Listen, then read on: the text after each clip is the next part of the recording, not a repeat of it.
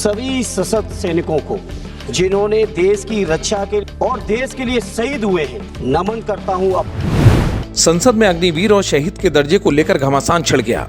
Samajwadi party के मुख्य सचेतक धर्मेंद्र यादव ने केंद्रीय सशस्त्र पुलिस बल बिल 2026 का विरोध करते हुए मोदी सरकार को सीधे निशाने पर लिया।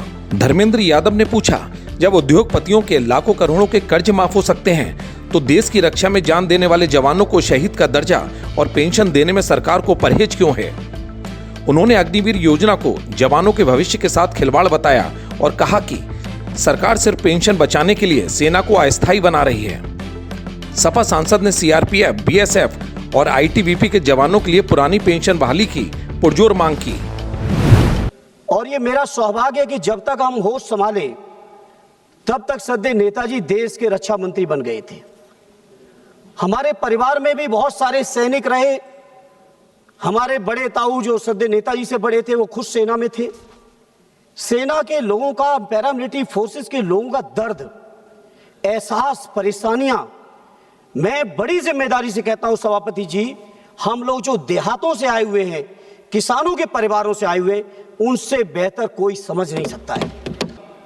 जहां हम लोग इस बात के लिए फक्र महसूस कर रहे हैं, पूरा देश फक्र महसूस कर रहा है कि नक्सलवाद खत्म हुआ या खत्म होने की कगार पे है, तो बेहतर होता कि केंद्र की सरकार कुछ ऐसा कानून लाती इस सदन में कि जिनकी दम पर, जिनकी कुर्बानियों से, जिनके त्याग, तपस्या, बलिदानों से जो हमें नक्सलवाद खत्म करने का मौका मिला है, आज हम लोग कम से कम उनके लिए कुछ सुविधाएं बढ़ा रहे होते, उनके लिए कुछ सेवाओं में रियायत दे रहे होते, उनकी कहीं हम पे से लेके और तमाम चीजों को बढ़ा रहे होते, तो शायद पूरा सदन फक्र के साथ उस बिल को पास कर रहा होता।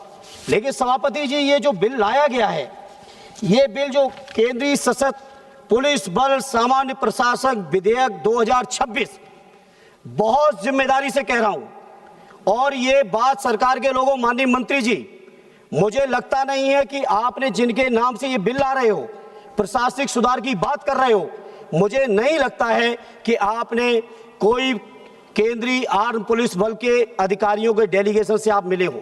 हम में से अधिकांश सांसद ऐसे हैं जिनके दरवाजों पर आके हमारे अधिकारी लोग अपना दर्द बता के गए। आप जितने भी केंद्रीय पैरामिलिट्री फोर्सेस हैं, उन फोर्सेस में आप आईपीएस को डेपुटेशन पे लाके ऊपर से बैठाना चाहते हो।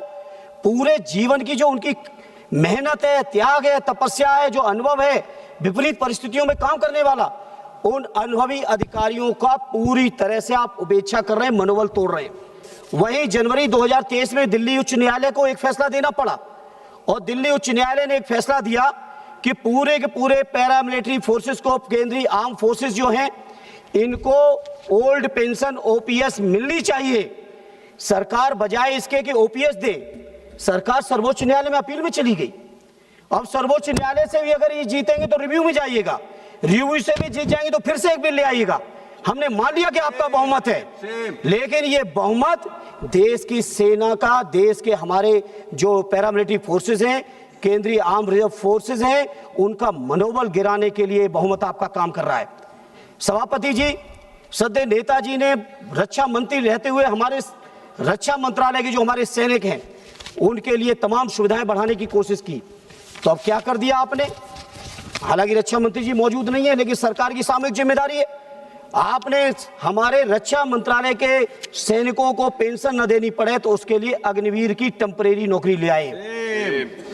क्या कर रही है सरकार, क्या कर रही है सरकार।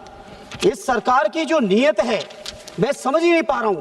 आखिर हमारे CRPF, BSF, CISF, ITBT, SSB के जो हमारे लाखों जवान हैं, उन जवानों के मनोबल को क्यों गिरा रहे हो। क्या रखा है आईपीएस की सेंट्रलाइज ताकत देने में, क्या रखा है कि केवल गृह मंत्रालय ताकतवर हो जाए, बाकी देश के किसी मंत्रालय की ताकत बढ़े या घटे, इस बात से कोई मतलब नहीं है सरकार को। इसलिए मैं इस मौके पर बहुत जिम्मेदारी से कहता हूं, ये बिल जो आया है, ये बिल देश के सशस्त्र सुरक्षा बलों का मनोबल गिराने के लिए आया है। मैं किसान का बेटा हूं, सैनिकों का दर्द जानता हूं। पुलवामा और दंतेवाड़ा में जान गंवाने वाले जवानों के परिवारों को इस सरकार ने सिर्फ खोखले वादे दिए हैं। हम इस बिल का पुरजोर विरोध करते हैं। आप सोचिए, पुलवामा पे हमला हुआ, 19 का चुनाव चल रहा था, घड़ियालू आंसू बहा रहे थे पूरे सत्ता पक्ष के लोग, घड़ियालू आंसू बहा रहे थे। और उस घटना के बाद, सैनिकों की शहादत के बाद, बता दो एक भी आपने किसी सैनिक की कोई भी चीजों को बढ़ाने का काम किया हो? जैसे पुलवामा की घटना हुई, दंतेवाड़ा की हुई, और ऐसी एक घटना नहीं, चूंकि आप समय कम देंगे, नहीं घटना दर घटनाओं का व्यापक हमारे पास पूरा डिटेल है कि कैसे कैसे हमारे सैनिकों ने शहादत दी है। तो सीआरपीएफ के अब तक 2200 से ज्यादा जवान और उनके अधिकारियों ने शहादत दे दी है। बीएसएफ के 1900 से ज्यादा जवान और उनके अधिकारियों ने शहादत दी। आईटीबीपी के 600 से ज्यादा जवान उनके अधिकारियों ने शहादत दी।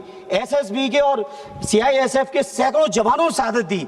हमारे संसद भवन की रक्षा करने में शहादत दी, हमारे देश की सीमा की में शहादत दी। लेकिन उस शहादत देने वालों को आखिर क्या दे रहे हो कि कम से कम हमारे परिवार का जवान शहीद हुआ है, इसको एक शहीद का दर्जा दे दो। वो शहीद का भी दर्जा देने में आपकी सरकार कंजूसी पे कंजूसी, छोटा मन से छोटा मन करते चले जा रहे हैं। और वहीं किसी अगर उद्योगपति को जरा भी सुविधा चाहिए है तो आपकी भी तो है। 16.5 लाख करोड़ आपने माफ कर दिए, लेकिन हमारे सैनिकों की शहादत के सम्मान के लिए आपके पास फंड नहीं है, आपके पास पैसा नहीं है। इसलिए मैं बहुत जिम्मेदारी से कह रहा हूं, इस बिल पर बहुत गंभीर चिंतन मंथन होना चाहिए। जितने इसके स्टेक होल्डर्स हैं, जितने पैरामिलिट्री के हमारे अधिकारी हैं, हमारे कर्मचारी हैं, उनकी राय मशवरा आनी चाहिए और इस बिल को जेपीसी में जाना चाहिए। साथ इस बिल को जेपीसी में भेज के इसको व्यापक चर्चा का मौका दीजिए। हमारे सैनिकों की सुनिए, हमारे पुलिस के जवानों की सुनिए, उनके अधिकारियों की सुनिए। और दो काम जो मैं अपनी पार्टी और माननीय अखिलेश जी की ओर से मांग करता हूं, सरकार के लोगों, अगर जरा भी संवेदनशीलता है, जरा भी सैनिकों के शहादत के लिए आपकी आंखों में आंसू हैं, तो कम से कम 2 फैसले ले लो, लोग याद करेंगे आपको। 2 फैसले ले लो, मेरा सुझाव है। एक फैसला ले लीजिए, चाहे वो हमारे फौज का सैनिक शहीद हो, चाहे हमारे केंद्रीय आर्म पुलिस का नौजवान शहीद हो, सुरक्षा उसका, आप उसको हर हाल में शहीद को शहीद का दर्जा दीजिए। अखिलेश यादव के नेतृत्व में समाजवादी पार्टी ने साफ कर दिया है कि जब तक जवानों को सम्मान और सुरक्षा नहीं मिलती, तब तक ये संघर्ष जारी रहेगा। दिल्ली से कुमार विकास की एक खास रिपोर्ट।